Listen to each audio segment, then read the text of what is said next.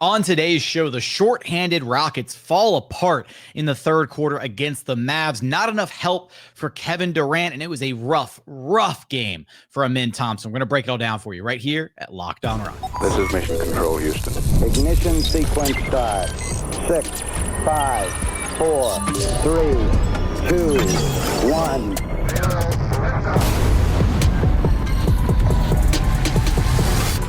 What's up and welcome to another edition of Locked On Rockets, your daily podcast, home for everything Houston Rockets basketball, part of the Locked On Podcast Network, your team every day. Now the #1 sports podcast network. As always, I'm your host, Jackson Gatlin, native Houstonian and credentialed media member. Be sure to follow along wherever you listen to your podcasts or on YouTube. Just search Locked On Rockets. On today's show, we're breaking down the Rockets' 122-109 loss on the second night of a back-to-back to the Dallas Mavericks, a very shorthanded Rockets team. Still no Alperen Şengün in this one. No Steven Adams because it was the second night of a back-to-back. And this game kind of had loss written on it, especially with how well the Mavs had been playing as of late. Kevin Durant had a strong game, but didn't get enough help from his supporting cast. It was a strong night for Jabari Smith Jr. Wish they had gone to him a little bit more throughout this game. Rough showing from Amen Thompson, and then a third quarter where the Rockets just completely unraveled and lost control of this game. We're going to break it all down for you on today's show. First, I want to let you know that today's episode is brought to you by FanDuel. If you want to be right in the middle of the action this season, visit FanDuel.com. Place your NFL live bets all season long. And as always, thanks so much for making Locked On Rockets part of your day every single day, whether it's on your way to work, on your lunch break, in the gym. Thank you so much for being an everydayer. All right, let's get into it here. And look, this was a game that you kind of knew on the surface, similar to the Suns game, although not quite as bad, because in the Suns game, at least you still had Steven Adams, and we know just how impactful Steven Adams is on both sides of the floor for this Rockets team. But with still no Alperen Şengün, still out with sickness, no Steven Adams on the second night of a back-to-back, you're relying on Clint Capela in the middle, and not that Clint's not a serviceable big, it's just that he's the only big for the Rockets. And the Mavs are a very big team, and they have a lot of size out there. And in particular, with Anthony Davis in the middle, he's a lot to handle. And he's a lot for any one player to handle, and only being able to throw one legitimate big at AD all night, right? That's a lot for Clint Capela that I have to deal with himself. And AD had himself a game against the Rockets, 29 points on 19 shots. He was unstoppable in this game. But AD wasn't even the Rockets' biggest problem in this one. Rockets' biggest issues simply boiled down to they didn't take care of the basketball. They had way too many turnovers. 20 turnovers to the tune of 34 Mavericks points. That can't happen. You know, we know that turnovers are kind of the Achilles heel of this Rockets team. And in particular, there was a sequence in the third quarter, and this is really where it felt like the game was kind of lost. As good as Kevin Durant was early in this game, as good as he was in the first half of this game, Rockets had this thing tied up at halftime at 57. KD had 20 points on 8 of 13 shooting at halftime. He looked awesome. Reed Sheppard had a good first half. Jabari was quietly putting together a really good game. And the Rockets were right back into this thing at halftime. Then about midway through the third quarter, where this game completely unraveled, was a set of sequences. And unfortunately, Reed Sheppard was the culprit for a lot of these mistakes. But the turning point in the third was a 14-0 Mavs run, where they wound up leading 79-68 after this 14-0 run. Rockets had the lead. They were up 68-65. And the Mavs go on a 14-0 run, and it was this specific sequence. Reed got blown by for 2 at the rim. Then Reed had a turnover that led to an Anthony Davis transition bucket. Then Jabari got blocked at the rim by AD, leading to 2 free throws for Cooper Flagg. Then Reed had another turnover that led to a PJ Washington dunk. And then Reed had another turnover that led to another PJ Washington. It was a very, very rough sequence for Reed Sheppard. He immediately got pulled out of the game. Rockets called timeout. Reed was on the bench. But spotting the Mavericks that many points in such a short amount of time ballooned the lead up. And the Rockets really weren't able to overcome it after that. I mean, they battled, they fought in the fourth quarter. They tried to claw their way back into this game, and they just ultimately couldn't. And Ime Udoka saw the writing on the wall. That's why he didn't put Kevin Durant back in the game at all. Even when it looked like the game was maybe within striking distance, Rockets cut it to, 11, 12, a couple times there in the fourth quarter, late in the game. Ime didn't bother putting Kevin Durant back in. And I'm a little conflicted on that. Like, NBA games can be, can turn so quickly, and, an 11, 12-point game is nothing, right? That's a couple stops and a couple buckets to make it a very winnable game. And to keep your superstar on the bench, I get it. It's the second night of a back-to-back. You don't want to run up Kevin Durant's minutes and get him all the way up to, 38, 39, 40 minutes just to take an L. But at the same time, by no means did I feel like this game was unwinnable. It just felt like there was, some sequences and some moments that the Rockets really shot themselves in the foot. And credit to the Mavericks, right? Give credit to Dallas. Their defense was pesky this whole game. They did a good job pressuring the Rockets and forcing those turnovers. They did a great job, right? That sequence I just described with Reed Sheppard plucking off some of his passes. They really made life hell for Amen Thompson in this one. We'll talk about Amen's struggles in just a moment. But that was essentially the game. As good as Kevin Durant was in this game, and he was awesome. He was great through three quarters. He did everything that he could possibly do to try and shoulder this Rockets team, albeit maybe in the third quarter a little bit. That's where the game did start getting away from the Rockets, and that's maybe where you do need your star player to kind of step up and take the reins a little bit and, recognize, hey, okay, we're getting, we're losing grip of the reins here. We need to, calm things down, get a good bucket. But, that's a lot to ask, right? In a game where you don't really have, again, this is where not having a true floor general really hurts the Rockets, not having Alperen and Şengün out there to have another go-to star, somebody else to help kind of settle things down, to run some offense through. The Mavs were putting everything they could into stopping Kevin Durant after his monster first half. They were sending doubles his way all game long. He was doing his best to navigate it, but even the spacing that the Rockets lineups were running with in this game made it so hard to operate because they were running, Clint Capela, Amen Thompson, and then Josh Okogie in the same lineup as Clint Capela, in the same lineup as Kevin Durant and Jabari Smith Jr., right? You got two floor spacers in that lineup. Every single time Kevin Durant put the ball on the floor and got a paint touch, you'd see 5 blue jerseys all around him, or whatever, 5 Mavericks jerseys. I can't remember if they were wearing blue in this game, whatever. Point is, you'd see all 5 Mavs players just collapsing on top of KD, and the spacing was kind of, mucky at times. And that's why, especially in that second quarter, when they had Reed Sheppard out there, when they had Aaron Holiday out there, when they were running the pocket Rockets lineup and they had adequate floor spacing, right? That's when this game felt like it was at its best. That's when it felt like the Rockets were actually making a push and really took control of this game in that second quarter and were able to tie it up going into halftime. But that third quarter unraveling sequence was just a little bit too much. And the Mavericks, were able to build out their lead to up to 22.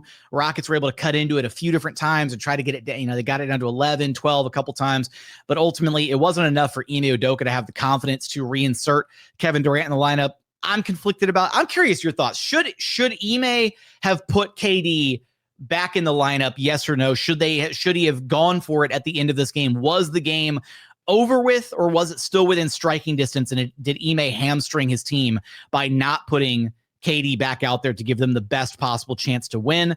I want your thoughts in the YouTube comments. But again, this was a rough game that unraveled in the third quarter, and there were other areas that the Mavericks beat the Rockets in this game. We'll talk about those. We'll touch base on some of the other spots of this game. We're going to get there in just one moment. First, today's episode is brought to you by Robinhood. Nobody knows your money goals better than you. Robinhood puts you in control of your money with tools that work as hard as you do. Locking in on every opening, beating your PR, beating it again. Channel that drive into your money. Robinhood puts you in control of your money. Trade stocks, ETFs, options, futures, and even crypto all on one platform. You can now build and execute your own trades from a desktop with Robinhood Legends advanced tools, or take advantage with the new Robinhood strategies with a tailored portfolio managed by a team of experts. You expect more from yourself. Expect more from your money. Get started today at Robinhood.com/yourmoney. Again, that's Robinhood.com/yourmoney. Your money, your move.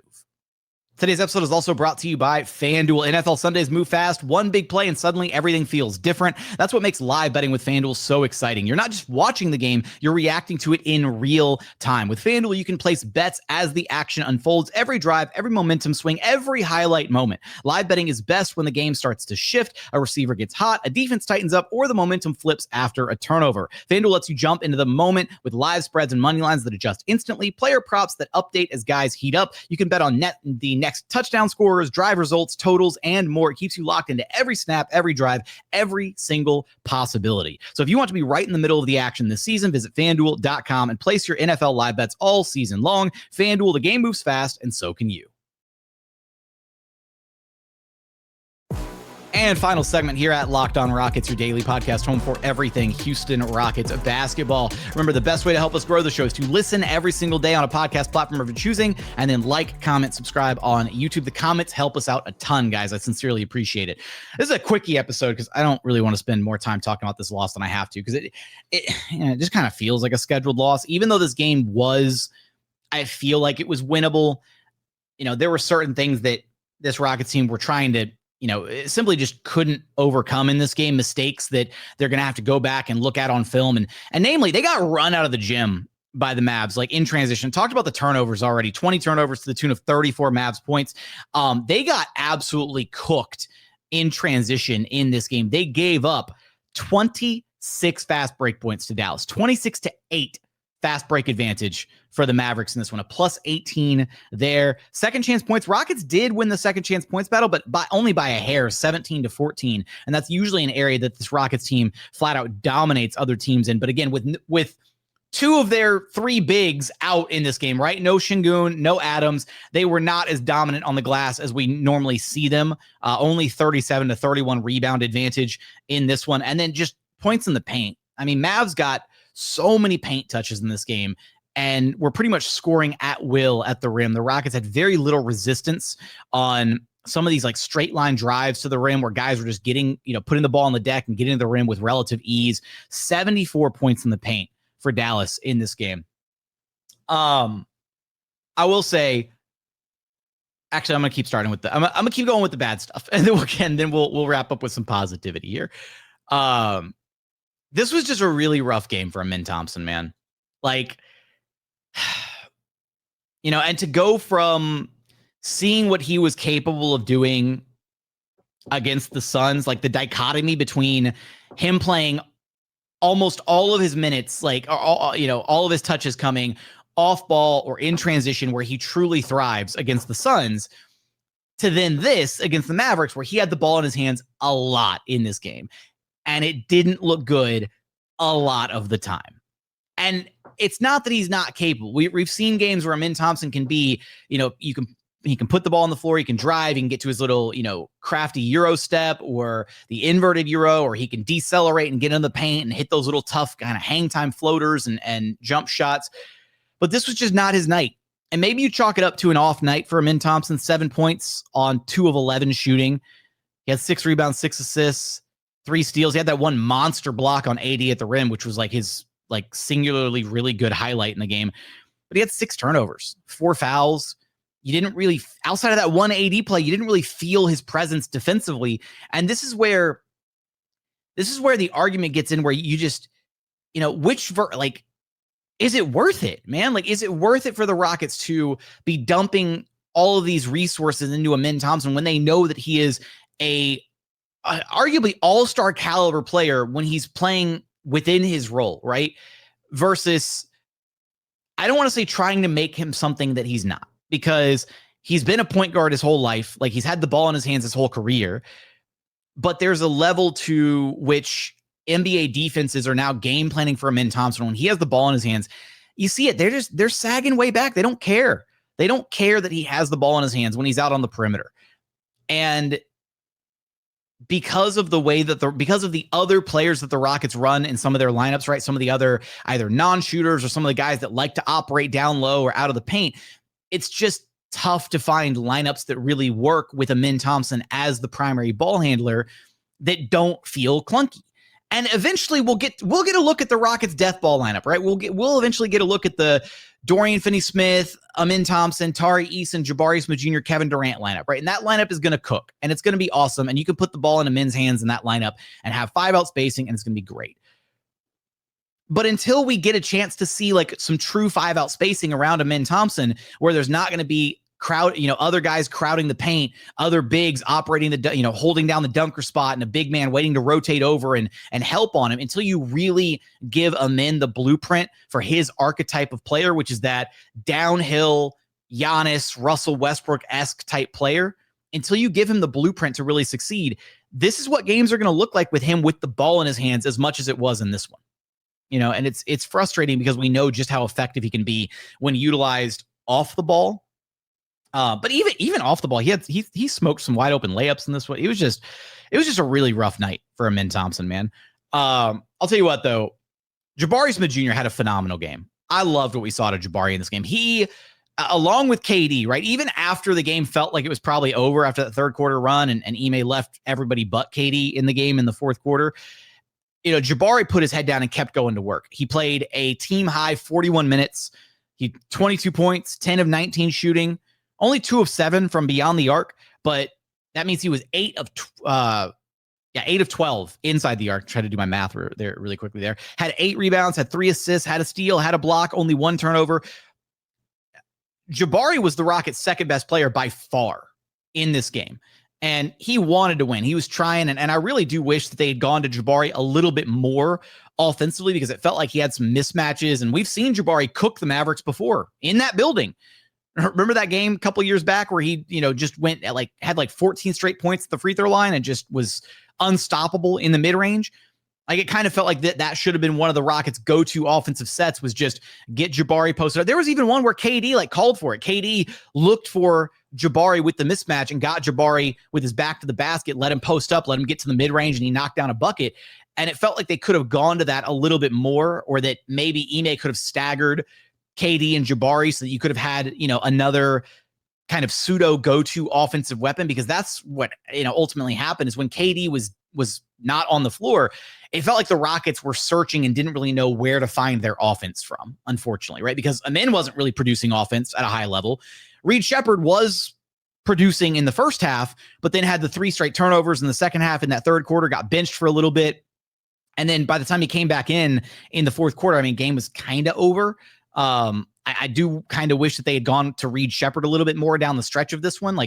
He had the bad sequence with the multiple turnovers, but Reed was also, or is also, one of the few guys on this roster capable of generating consistent offense. You put the ball in his hands, let him run pick and roll. He can either get his own look off, or he can get a good shot for somebody else.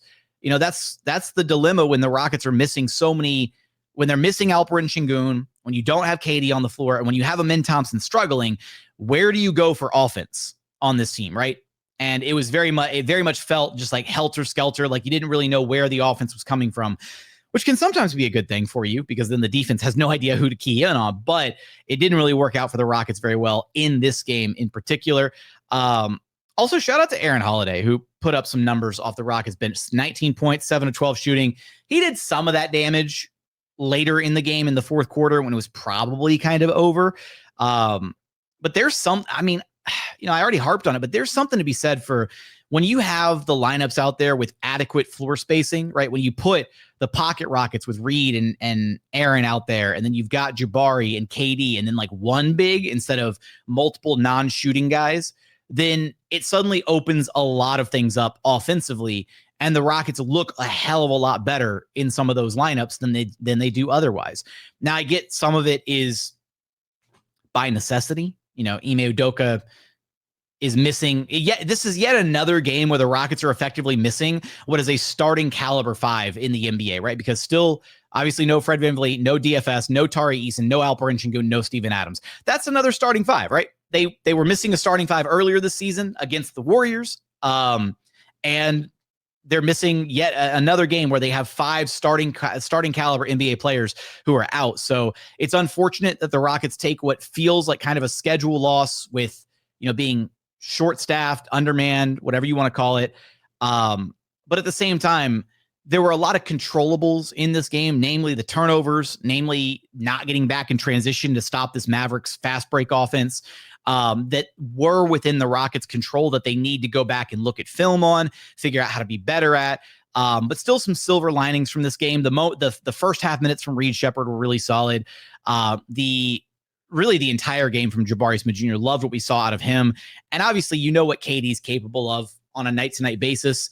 He did what he could do in this game. And I still kind of wish that Ime had put KD back out there. I feel like he waved the white flag a little bit too soon in this game. But I want your thoughts from this one. What stood out to you about this game? What were you upset by? What bothered you most? What did you feel like was the biggest dilemma for the Rockets in this game? Give me your thoughts in the YouTube comments. But as always, thank you so much for watching. Thank you so much for listening. We look forward to having you back right here at Locked On Rockets, your daily podcast home for everything Houston Rockets basketball.